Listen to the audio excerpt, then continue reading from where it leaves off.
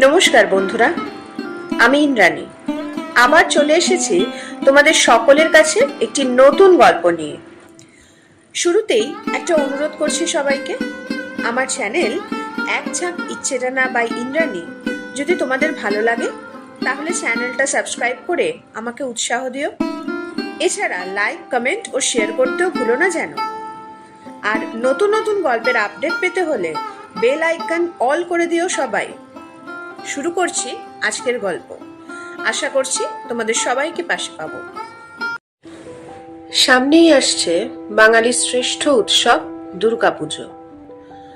মণ্ডপে মণ্ডপে মানুষ ভিড় করবে প্রতিমা দর্শন করার জন্য। আমরাও এক প্রতিমা দর্শন করব আজ, তবে একটু অন্য ধরনের। শুরু করছি আজকের গল্প খ্যাতনামা লেখিকা সুচিত্রা ভট্টাচার্যের লেখা প্রতিমা দর্শন। ছোট্ট একটা ভাত ঘুম দিচ্ছিলাম দুপুর বেলায়। কলিং বেলের তীক্ষ্ণ চিৎকারে তন্দ্রার দফা রফা। এই অসময়ে কে এলো রে বাবা? সুরভি তো রুটি টুটি করতে আসে 5টা নাগাদ, এখন তো সবে 2:15। ঝিমঝিম চোখে দরজা খুলেছি। কোলাপসিবল গেটের ওপারে এক মহিলা, বয়স্কা, প্রায় বৃদ্ধাই বলা যায়, বছর 60 তো হবেই।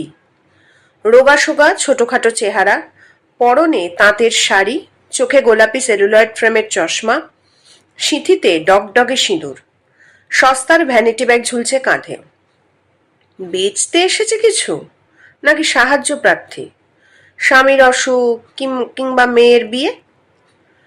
বেজার গলায় জিজ্ঞেস করলাম, কি চাই? হাত জোর করে নমস্কার করলো মহিলা। আজ্ঞে, আমার নাম প্রতিমা চক্রবর্তী, আমাকে মিতালিদি পাঠিয়েছেন। কি ব্যাপারে বলুন তো? আপনি নাকি মেসেজ করার লোক খুঁজছেন? ও হ্যাঁ, মিতালিকে তো বলেছিলাম বটে। হিস্টেরেক্টমির পর থেকে শরীরটা কেমন ভারী হয়ে যাচ্ছে। উপসর্গও দেখা দিয়েছে নানান রকম, গা হাত পা ব্যথা, জয়েন্ট পেন, কোমরে যন্ত্রণা। তাই একটা ম্যাসিওরের সন্ধানে ছিলাম। নিয়মিত ম্যাসাজ করালে যদি একটু আরাম হয়। মিতালি বেছে বেছে বুড়িটাকে পাঠালো। ভুরু কুচকে বললাম, কে করবে ম্যাসাজ? আপনি? হ্যাঁ দিদি, আমি তো এই কাজই করি। পারবেন? দেখুন না করিয়ে, আমার হাতের খুব সুনাম আছে। একবার যারা করেছে তারা আর আমায় ছাড়তে চায় না। তেমন একটা প্রতীতি জন্মালো না, তবে মিতালি পাঠিয়েছে, ফেরানোও তো যায় না। ভদ্রতা করে গেট খুলে দিলাম, বললাম, আসুন। বেশ সপ্রতিভ ভঙ্গিতেই ভেতরে ঢুকলো মহিলা। সোফায় নয়, বেঁটে টুলটায় বসেছে। পেশাদারি স্বরে জিজ্ঞেস করলো, কি দিয়ে করবেন? পাউডার না তেল? ম্যাসাজের আমি কি বা বুঝি। বললাম, কোনটা দিয়ে করলে ভালো হয়? আর সেটা আপনার ওপর। যদি শরীরটাকে খেলাতে চান তাহলে পাউডারই যথেষ্ট, কিন্তু ব্যথা বেদনা থাকলে তেলেই উপকার বেশি। তেলটা শরীরের ভেতরে চলে যায় তো, চামড়াও মোলায়েম থাকে। তাহলে তেলই করুন, কোমরটা আমায় খুব ভোগাচ্ছে। শুধু কোমর করাবেন? না না, গোটা বডি। কোমর ছাড়া আর কোথায় কোথায় ব্যথা আছে? গাঁটে গাঁটে, সর্বাঙ্গে। দেহে তো দেখছি চর্বিও জমিয়েছেন বেশ। চশমার ফাঁক দিয়ে একটুক্ষণ আমায় নিরীক্ষণ করলো প্রতিমা। প্রশ্ন করলো, অস্টোআর্থাইটিস আছে? স্পন্ডেলাইটিস? মজা লাগলো। ভুলভাল উচ্চারণ করলেও অসুখগুলোর নাম জানে তো। পাল্টা প্রশ্ন হানলাম, কতদিন ধরে করছেন এইসব ম্যাসাজ ট্যাসাজ? তা দিদি হলো গিয়ে প্রায় 15-16 বছর। ব্যাগটাকে কাঁধ থেকে কোলে নিল প্রতিমা। ডাক্তার অনিল শিকদারের নাম শুনেছেন? পণ্ডিতিয়ায় যার ফিজিওথেরাপির চেম্বার ছিল, উনি আমায় স্বহস্তে শিখিয়েছিলেন। তাই নাকি? হ্যাঁ দিদি। ব্যাগের চেন খুলে ছোট্ট একটা ছবি বার করে দিল প্রতিমা। এই দেখুন, ইনি আমার গুরু, আমার ভগবান। এর দয়াতেই আপনাদের উপকারে লাগতে পারছি। পাসপোর্ট সাইজের ফটোখানা হাতে নিয়ে দেখছিলাম। টাক মাথা, গোলগাল মুখ, এক মধ্যবয়সীর ছবি। গলায় টাই, পুরনো ফটোগ্রাফ তেল টেল মেখে আরো যেন হলদেটে মেরে গেছে। ছবিটা ফেরত দিয়ে কপালে ঠেকালো প্রতিমা, যথাস্থানে রেখে দিয়ে বলল, তিনি তো মানুষ ছিলেন না, তিনি ছিলেন সত্যিই দেবতা। যতদিন স্যার বেঁচে ছিলেন ডেকে ডেকে পেশেন্ট দিয়েছেন আমাকে। কারুর কাছ থেকে 100 নিতাম, কারুর কাছ থেকে 200, কেউ দিতে প্রতিবাদ করতো না। তা বিধাতা ঠাকুর তো ভালো মানুষদের বেশি দিন পৃথিবীতে রাখেন না, তাই হয়তো কাছে টেনে নিলেন। দিব্যি সুস্থ মানুষ চেম্বার থেকে বাড়ি গেল, তারই কিনা রাত্রিরে সেরিবাল। ডাক্তারকে কোনো কিছু করারই সুযোগ দেয়নি, সঙ্গে সঙ্গে শেষ। কি বলবো দিদি, সে কথা ভাবলে আমার সর্বনাশ। এখন গুরু কীর্তন চলবে নাকি? থামালাম তাড়াতাড়ি, বললাম, চলুন শুরু করা যাক। হ্যাঁ চলুন। আপনার তেল আছে তো? আছে। আমার শোয়ার ঘরে নিয়ে এলাম প্রতিমাকে। ইঞ্জিনিয়ারিং এর প্র্যাকটিক্যাল ট্রেনিং নিতে তিরুবনন্তপুরম গিয়েছিল বুলটু। সেখান থেকে একটা আয়ুর্বেদিক তেল এনেছিল আমার জন্যে, মালিশের। সিলটা পর্যন্ত খোলা হয়নি। বোতলটা বার করে দিলাম প্রতিমাকে। উৎকট গন্ধ, তবে শোকার ধরন দেখে মনে হলো বেশ পছন্দই হয়েছে প্রতিমার। আমাকে শুতে বলে ভ্যানিটি ব্যাগ থেকে গুটিয়ে মুটিয়ে রাখা তেল চিটচিটে নাইলনের শাড়ি বার করলো একখানা। তাঁত শাড়ি খুলে সযত্নে পাট করে পরে নিল নাইলন শাড়ি। শুরু হলো কাজ। না, মহিলা মালিশটা ভালোই জানে। অনর্থক চাপ দিচ্ছে না, দলাই মলাই করছে না, স্নায়ু বুঝে বুঝে শিরা ধরে ধরে চমৎকার টান দিচ্ছে। নিপুণ অঙ্গুলি চালনার দৌলতে ঘণ্টাখানেকের মধ্যে সত্যি ঝরঝরে হয়ে গেল শরীর। ঠিক করে ফেললাম প্রতিমাকে দিয়েই মালিশ করাবো নিয়মিত, সপ্তাহে অন্তত 3 দিন। মাসখানেকের মধ্যে হাতে নাতে ফল পেতে লাগলাম মালিশের। গা কোমরের ব্যথা অনেকটাই নিয়ন্ত্রণে এসেছে। দিব্যি ঝরঝরে লাগে সারাদিন। পেটে হাত বুলিয়ে মনে হলো মেয়েদও যেন ঝরছে খানিকটা। ফ্ল্যাট বাড়ির 1 তলা 3 তলা করতে এখন আর অসুবিধে হয় না তেমন। হাঁপাই না আগের মতন। প্রতিমা আমায় কয়েকটা ফ্রি হ্যান্ড এক্সারসাইজ শিখিয়ে দিয়েছে, সেগুলোও করছি রোজ। প্রতিমাকে নিয়ে একটাই যা সমস্যা, বড্ড বেশি কথা বলে প্রতিমা। বকে বকে কানের পোকা বের করে দেয়। একদিকে আঙুল চলছে, অন্যদিকে মুখ। বুঝলে দিদি, গোবিন্দর বাপের খুব বড় কারবার ছিল, ধূপকাঠির। কারখানা তত বড় নয়, তবে লোক খাটতো। চন্দন, মোগরা, গোলাপ, কত ধূপের গন্ধের যে ধূপ যে বানাতো গোবিন্দর বাপ। শহরে বেচতো না, বলতো শহরের জন্য তো বড় বড় কোম্পানি আছে, আমি সুবাস বিলেবো গাঁয়ে গঞ্জে। তা সে ধূপ চলতো বটে, বললে তুমি বিশ্বাস করবে না গো দিদি। গোশ গোশ মাল উঠে যেত। মহাজন এসে হাপিত্তেশ করে দাঁড়িয়ে থাকতো দোরগোড়ায়। তখন আমার গায়ে গয়না উঠেছে, দামি দামি শাড়ি হয়েছে। সারা অঙ্গে মালিশের সুখ নিতে নিতে আমি হয়তো একটা বেফাস প্রশ্ন করে বসলাম, তা সে ব্যবসার হাল খারাপ হলো কেন? ব্যাস, সঙ্গে সঙ্গে কথা লুফে নিয়েছে প্রতিমা। কপাল গো দিদি, কপাল। যে মহাজনদের পেট পালার ব্যবস্থা করে দিল আমার স্বামী, তারাই ঠকাতে শুরু করলো ভালো মানুষটাকে। টাকা নিয়ে টাকা ফেরত দেয় না, মাল নিয়ে টাকা সময় মতো দেয় না, পয়সা দেয় না, শুধু ঘোরায়। সেও সাদা মনের মানুষ, গিয়ে জোরাজুরি করতে পারে না। দেখতে দেখতে দেখতে তরণী ডুবলো। মরার ওপর খাঁড়ার ঘা দিল এক কর্মচারী। গোবিন্দর বাপ তাকে ছেলের মতো দেখতো, সেই কিনা পেটি পেটি মাল চুরি করে হাওয়া। মানুষটার মনের অবস্থা যে তখন কি! শোকে তাপে রোগে পড়ে গেল। 6 মাস বিছানায় শয্যাশায়ী। এদিকে ঘরে তখন আমার 3 কচি ছেলে। গোবিন্দর তখনও গোফের রেখা ওঠেনি। তাদের মুখে অন্য জগতে আমাকেই তখন নামতে হলো আয়ের কাজে। পেট কি লজ্জা ঘেন্না মানবে বলো দিদি? অর্থোপেডিক হসপিটালে চাকরি নিলাম। দিনের পর দিন নাইট ডিউটি। বামুনের ঘরের মেয়ে হয়ে অজাত কুজাতের গুমুদ ঘাটছি, তাদের সেবা করছি। ঘরে ফিরলে গোবিন্দের বাপ তো হাউ মাউ করে কান্না জুড়তো। তোমার কষ্ট আমি আর চোখে দেখতে পারি না মনি। হ্যাঁ গো দিদি, সে আমায় মনি বলে ডাকে। আমার ডাক নাম তো মুচি, ও নাম তার পছন্দ নয়। তা আমি তখন বলেছি, মন খারাপ করো না গো, জীবনে তো জোয়ার ভাটা আছেই। জোয়ারে টাকা এসেছিল, ভাটির টানে চলে গেছে, কিন্তু তলার মাটিটুকু তো আছে। আর তোমার সেই মাটি তো আমি, নয় কি? আত্মীয় বন্ধুরা পাশে নেই বলেও দুঃখ করো না গো। জানলা খোলা পেলে সুখের পাখিরা সব উড়ে যায়। ঠিক বলিনি বলো দিদি? আমার মতামতের অবশ্য ধার ধারে না প্রতিমা ঠাকরুন। মালাই চাকিতে কায়দা করে হাত ঘোরাতে ঘোরাতে বলে চলে, গোবিন্দর বাপের ধাতটা কিন্তু একদমই আলাদা গো দিদি। অন্য মানুষ হলে অত বড় ব্যামোর পর আর মাথা তুলে দাঁড়াতে পারতো না। সে কিন্তু দেখিয়ে দিল। শরীরে একটু বল ফিরে পেতেই ধার কর্জ করে খুললো একটা রোলের দোকান। ময়াম দিয়ে কি সুন্দর পরোটা বানাতো গো। আমার স্বামীর হাতে শিক কাবাব যে খেয়েছে সে মৃত্যু অব্দি ভুলবে না। কোত্থেকে যে শিখে ফেললো সব। ভালো জিনিসের তো আর মান নেই। কটা মাস যেতে না যেতে জমে গেল দোকান। খদ্দেররা দাঁড়িয়ে থাকে লাইন দিয়ে, কিন্তু ওই যে বললাম কপাল, সাদা মনের মানুষের পায় পায় বিপদ। পাশের রোলের দোকানখানা ফেল পড়ার উপক্রম হয়েছিল, সেই লোকটা পায়ে পা বাঁধিয়ে ঝগড়া শুরু করে দিল গো। কয়েকটা মদ মাতালকে লেলিয়ে দিল একদিন। তারা হুল্লা গুল্লা করে ভেঙে দিয়ে গেল গোবিন্দর বাপের দোকান। আবার নৌকা ডুবি। তাতেও মানুষটা নুয়ে পড়েনি। এখন পুরি তরকারি বানিয়ে এক ফ্ল্যাট বাড়ির সামনে বসে বেচে।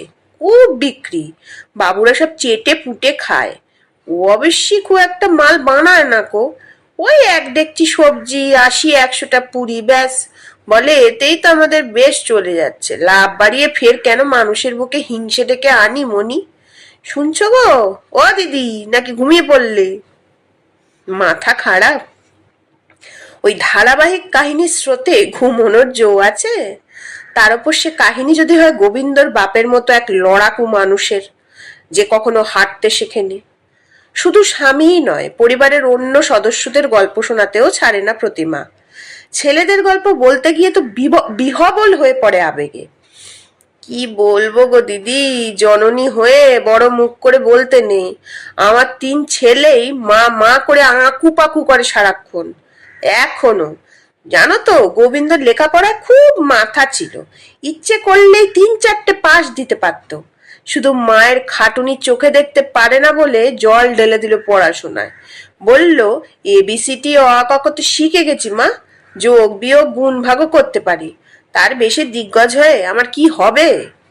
তার চেয়ে দুটো রোজগার করে যদি তোমার পায়ে দিতে পারি, তাহলেই আমার অনেক।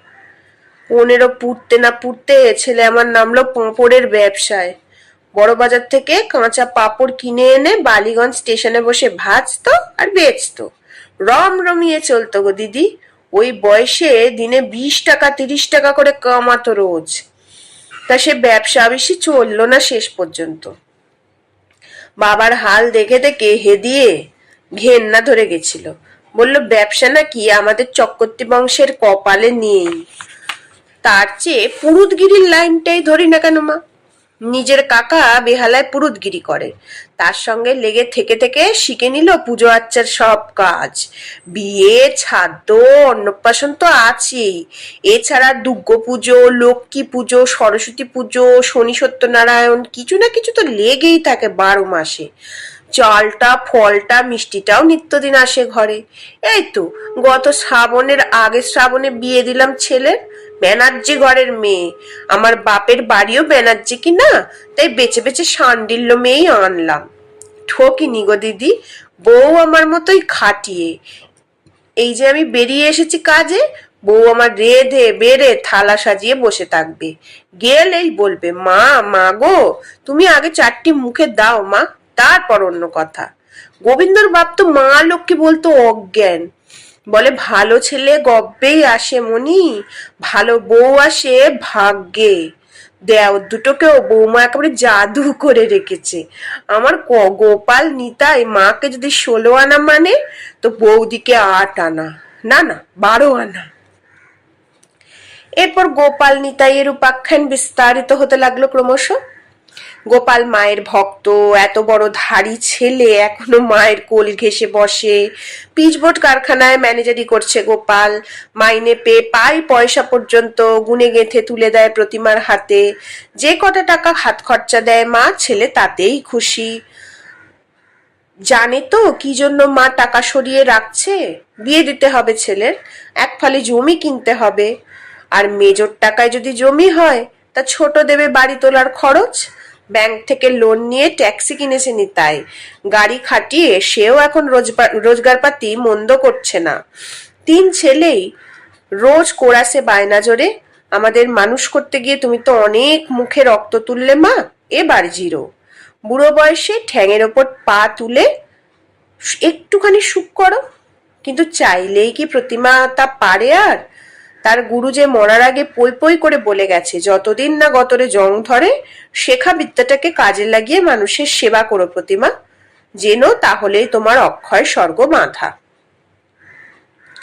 প্রথম প্রথম প্রতিমার জীবনচরিত শুনতে মজাই লাগতো আমার, কিন্তু এক কথা কাহা তো ভালো লাগে। তবু প্রতিমা শোনাবেই। নিজের সুখের গল্প শোনানো যেন প্রতিমার কাছে একটা নেশা, অনেকটা মেসেজ দিয়ে আরাম পাওয়ার মতো। এর মধ্যে বুলটু এলো হোস্টেল থেকে, সেমিস্টার পরীক্ষা হয়ে গেছে, ছুটি মিলেছে 3-4 দুপুরে প্রতিমা দর্শন করেই সে আমার পিছনে লেগে গেল। কি মা, শেষে একটা কেঠো বুড়িকে দিয়ে বডি ম্যাসাজ করাচ্ছ? ভাস্কর ছেলেকে আরো উস্কে দিল। ওই বুড়ি তোর মাকে তো মেসমারাইজ করে রেখেছে রে। তাই নাকি? তাহলে আর বলছি কি, মালিশের সঙ্গে বুড়ি ফ্রিতে একটা মেগা সিরিয়ালও দিচ্ছে। শুধু মেঘা নয়, বলো মেগা রে মেগা। আমিও হেসে ফেললাম। মেগাতেও গল্প অত আটকে থাকে না, এক আধটা অন্তত বাইরের সিন ঢুকে পড়ে হঠাৎ হঠাৎ। কিন্তু প্রতিমা দেবীর স্টোরির নো নরণচরণ। নিজের স্বামী, নিজের ছেলে, নিজের ঘর সংসারের পাস্ট আছে, প্রেজেন্ট আছে, ফ্ল্যাশব্যাক আছে। চার্জ কত নিচ্ছে? বল্টু চোখ নাচালো। প্রথম 1-2 দিন 70 করে দিয়েছিলাম, এখন পার সিটিং 60। সবই ঠিক আছে, শুধু বুড়ি যদি একটু বক বকটা কম করতো। না শুনলেই পারো, কানে তুলো গুজে রেখো। বাহ, বুদ্ধিটা তো মন্দ নয়। কানে তুলো দিয়ে দিব্যি তো ঘন্টাখানে ঘুমিয়ে নিতে পারি। বুড়িও রেকর্ড চালু রাখুক, আমিও স্বস্তি পাই। পুজোতে দিন কয়েকের জন্য বেড়াতে গিয়েছিলাম আমরা পাহাড়ে, দার্জিলিং, গ্যাংটক, পেলিং। প্রতিমারও ছুটি ছিল কদিন। লক্ষ্মী পুজোর পরের সপ্তাহ থেকে আসার কথা ছিল ফের। কালী পুজো পেরিয়ে গেল, ভাই ফোটা গেল, তবু তার দর্শন নেই। একটু ভাবনাতেই পড়ে গেলাম, অসুখ বিসুখ করলো নাকি? বুড়ি তো কামাই করে না বড় একটা। এবছর পুজো দেরিতে ছিল, ঠান্ডা পড়ে গেছে অল্প অল্প, চামড়াতে টান ধরছে, শরীরেও একটা ম্যাজ ম্যাজ ভাব। এই সময় ডুব মারল প্রতিমা। আরো 2-1 দিন দেখে মিতালিকে ফোন করলাম। এই কি হয়েছে রে বুড়ির? আমার বাড়িতে আসছে না যে বড়। মিতালিকেও খানিক ভাবিত মনে হলো। জানি না রে, এখানেও তো দেখা নেই। খোঁজ নিয়েছিস? কাকে দিয়ে খোঁজ নেব? ওকে তো জুটিয়ে দিয়েছিল আমার রান্নার মেয়েটা, সে তো পুজোর শাড়ি নিয়েই ধাঁ। মহা ফেসাদ হলো। বুড়ি যেন কসবার কোথায় থাকে না। হ্যাঁ হ্যাঁ, রথতলায়, তোর বাড়ির কাছেই। সুদক্ষিণা নামে একটা হাউজিং কমপ্লেক্স আছে, তার পেছনটায়।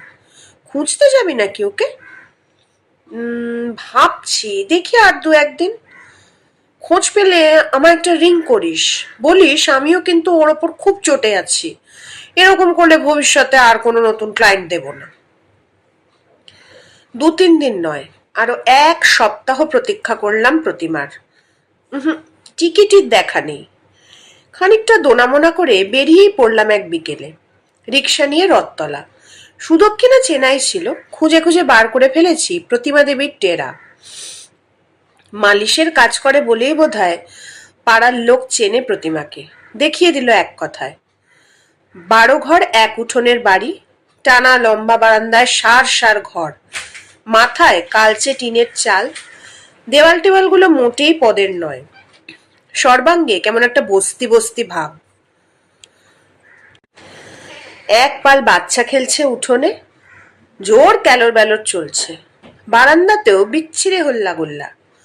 এক মাঝবয়সী মহিলা অশ্লীলতম ভাষায় গাল পাচ্ছে কোনো এক অদৃশ্য প্রতিপক্ষকে। তাকে ঘিরে মজা দেখছে জোনা ৫-৭ মেয়ে বউ। থতমত খেয়ে গেলাম। এমন একটা পরিবেশে থাকে প্রতিমা। কথাবার্তা শুনে তো অন্যরকমটাই মনে হয়েছিল। আমায় উঠোনে দেখে চিৎকার থমকেছে একটু। খিস্তির ফোয়ারা ছোটানো মধ্যবয়সী বউটাই এগিয়ে এলো। কাকে চাই? আমতা আমতা করে জিজ্ঞেস করলাম, প্রতিমা চক্রবর্তী থাকে? প্রতিমা? চোখ পিটপিট করলো মহিলা। মালিশ দিদি? সে তো এখন নেই, হাসপাতালে। ও, কেন, কি হয়েছে তার? ওর আবার কি হবে, মরতে বসেছে ওর বেয়াক্কেলে বর, আর ওই লোকের জন্য মালিশ দিদি হাসপাতালে হতে দিয়ে আছে। উমা, সে কি? প্রতিমাদির স্বামী বুঝি খুব অসুস্থ?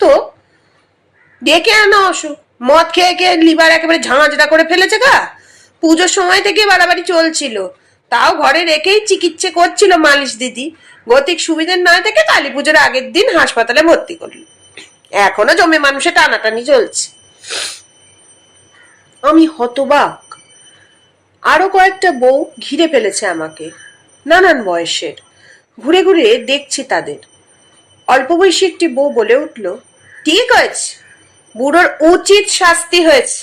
বামুন হয়ে চারালের মতো চুল্লু গিলবে, ধম্মে সইবে কেন?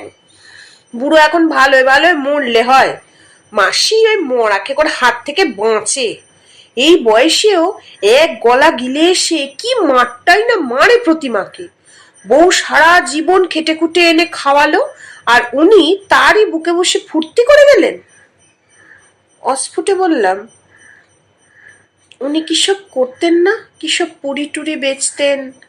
ঘোড়ার মাথা বেচতো ঘুগনি, তা ওই মাসি কাজে বেরোনোর আগে বানিয়ে দিয়ে যেত। আর হাঁড়ি ভর্তি ঘুগনির টাকা উনি চুল্লুর থেকে উপুর করে আসতেন। পজির পা ঝাড়ার কাকে বলে? যা বলেছ, সারাটা জীবন প্রতিমা দিদিকে জ্বালিয়ে পুড়িয়ে খাক করে দিল গো লোকটা। ধূপের কারখানায় লেবার খাটতো, চুরি করে ধরা পড়ে চাকরি খোয়ালো। প্রতিমা দিদি ধরে করে হালতু মোড়ে রোল মোগলাইয়ের দোকানে কাজ জুটিয়ে দিল। চুল্লু গিলে নিজের মালিকের দোকানটাই ভাঙচুর করলো শয়তানটা। ভাগ্যিস প্রতিমা দিদি মালিশটা জানতো, তাই বুড়ো জীবনেরটা তোড়ে গেল। মালিশের কাজ তো হালে শিখেছে প্রতিমা দিদি, 10-15 বছর হবে। আগে আয়ার কাজে কি খাটনিটাই না যেত দিদির, দেখেছি তো। দিনের পর দিন ডবল ডিউটি করছে, রাতের পর রাত বাড়ি ফিরতে পারে না, ধুঁকছে। ঘরের অতগুলো প্রাণীর মুখে একা অন্ন জোগানো। তা 3টে ছেলেও তো কম বেঈমান নয়। যে মা অত কষ্ট করে বড় করলো, তার মুখেও কেমন লাথি মেরে দিল। ডানা গজাতে না গজাতেই যে যার মতো উড়েছে বাবুরা। কি কাণ্ড! এদের কথার মাথা মুন্ডু কিছুই তো বুঝছি না আমি। মস্তিষ্কে গেঁথে যাওয়া ছবিটা কেমন তালগোল পাকিয়ে যাচ্ছে। ভ্যাবাচাকা খাওয়া মুখে বললাম, ছেলেরা মায়ের সঙ্গে থাকে না? ধুর ধুর, যত সব কুলাঙ্গার।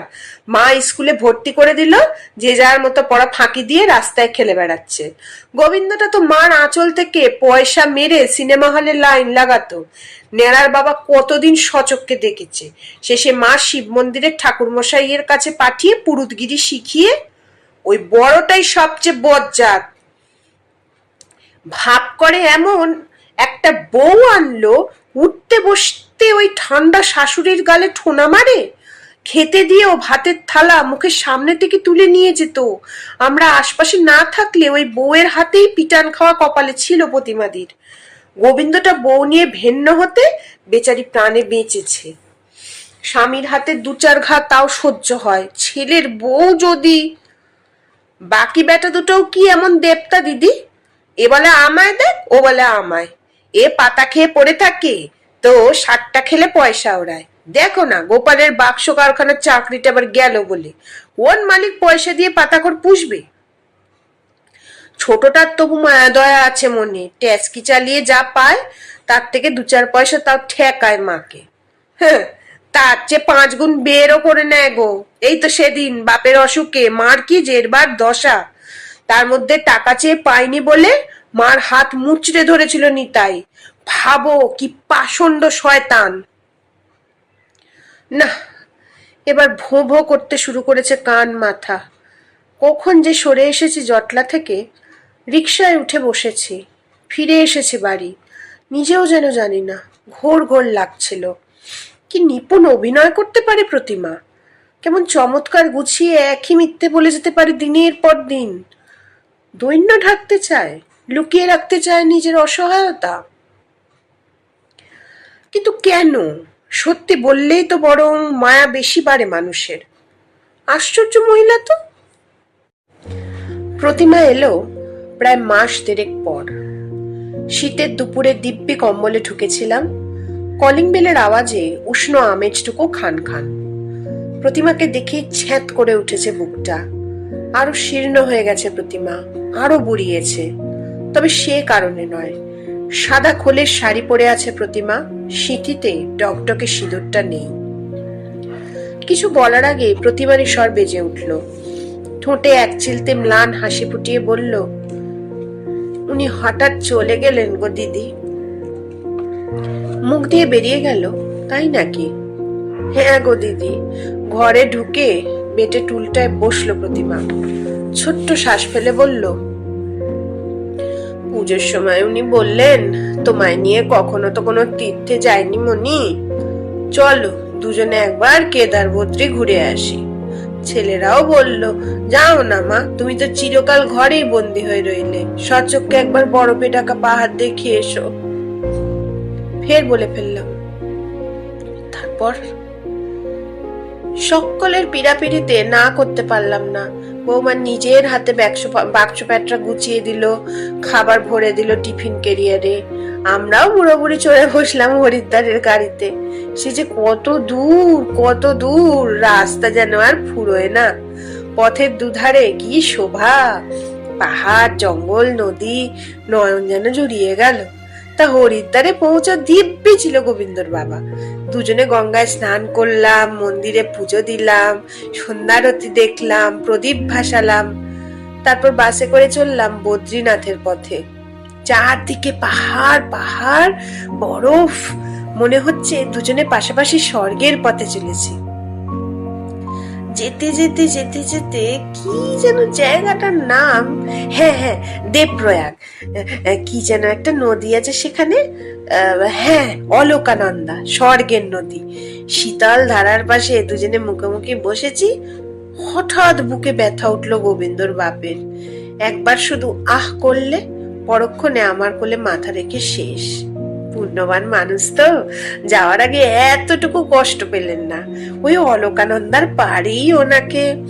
ছেলেরা তো ফেরার পর থেকে হাউ মাউ করে কাঁদছে। আমি কত করে বলছি, ওরে তোদের বাবার বড় সাধ ছিল দেবস্থানে দেহ রাখবে। এভাবে স্বপ্ন পূরণ হওয়ার সৌভাগ্য কি বেশি লোকের হয় বলো দিদি? আমার আর স্বর ফুটছিল না। কিসের যেন ডেলা আটকে গেছে গলায়। মিথ্যে নয়, মোটেই অভিনয় করছে না প্রতিমা, করেও নি কোনোদিন। শব্দমুক্তয়ে স্বপ্নের মালা গাঁথছে প্রতিমা। হ্যাঁ, স্বপ্ন, যে স্বপ্নগুলোকে নিয়ে প্রতিমারা বেঁচে থাকে আজীবন। ব্যাস, আজ এইটুকুই। প্রতিটি মানুষের মনেই নিজের প্রিয়জনদের ঘিরে কিছু আশা আকাঙ্ক্ষা থাকেই। সেই স্বর্গের ইমারত ভেঙে গেলে অনেকেই ভেঙে পড়ে, মানুষের থেকে সহানুভূতি চায়। কিন্তু এমন মানুষও আছে যারা সহানুভূতি নয়, অন্যের চোখে নিজেদের জন্য সম্মান দেখতে চায়। তার জন্য তাদের কল্পনার আশ্রয় নিতে হয়, এটা ঠিক।